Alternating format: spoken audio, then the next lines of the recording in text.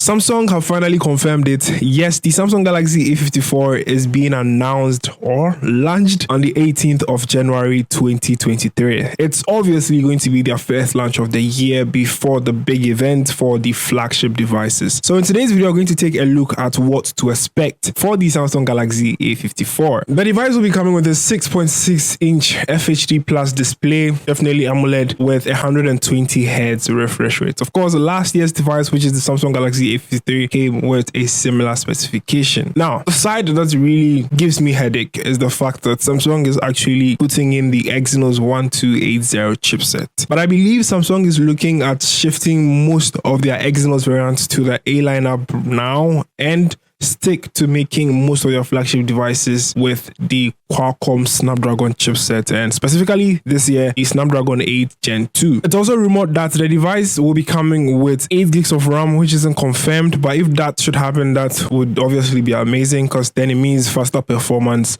for the device. But also don't forget the RAM Plus is an added feature that would be on the device, obviously to help boost performance on the software side of things. Getting 3 storage variants, 128, 256, and in certain regions 112 gigabytes. Battery life shouldn't be anything different from what we saw on the Samsung Galaxy A53 5G. It's going to obviously come with 5000 mAh.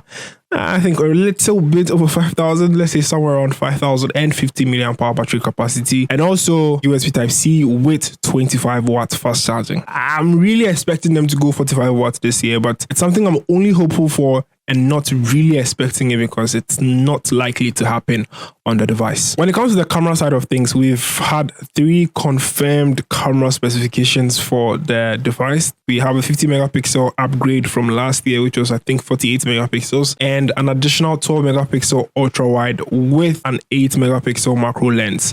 There is also a 32 megapixel selfie camera on the device. And of course, we do know that megapixels don't really count, so I'm hoping that Samsung will software-wise improve the camera performance on this device. Now, I'm going to end this by saying that, of course, these aren't confirmed stuff, so we are hopeful to see more changes as time goes on. But basically, we'll just have to wait till the 18th of January to see what Samsung has in store for us. I'm DELPPY, and if you enjoyed this, don't forget to leave a like, share, and leave a comment about your thoughts on this device in the comment section. And as always, we go talk more, Charlie.